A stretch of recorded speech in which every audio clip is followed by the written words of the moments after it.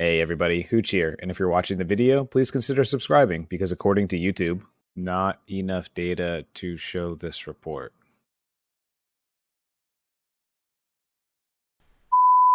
Microsoft, of Literally. course, loved it. So more money, talent, and resources were just thrown at Bungie to make Halo 2. But even though the team grew in size, the culture was still the same. The Bungie team was passionate about making the best game. And maybe I should watch a documentary on that shift because normally an influx of money can actually do more, like a certain amount, too much can do more harm than good. There's a term for it in economics for countries that have discovered oil, and we won't go into it deeply, but think of like Venezuela, a country that has so much natural resources in form of oil that they should not be as poor as they are. I think it's like Dutch something disease. I don't know. Sorry.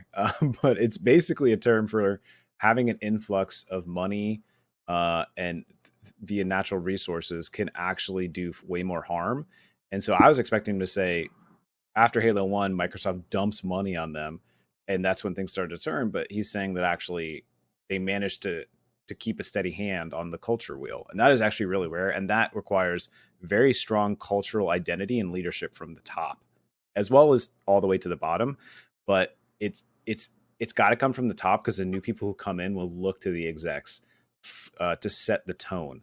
And even if they don't look at them to set the tone, if the execs don't care about culture, it will 100% come through. And I can give you a brief personal example. Was I worked at a company.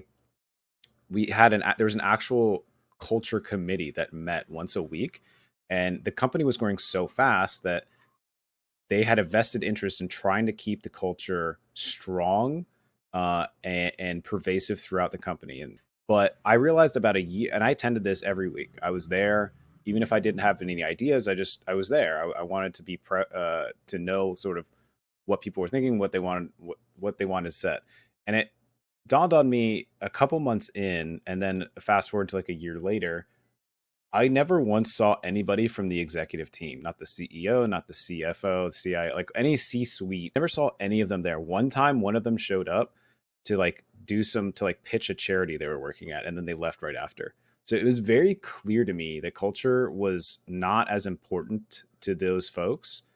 They said it was because all these guys say that it is, but again, you judge people by their actions, not their words.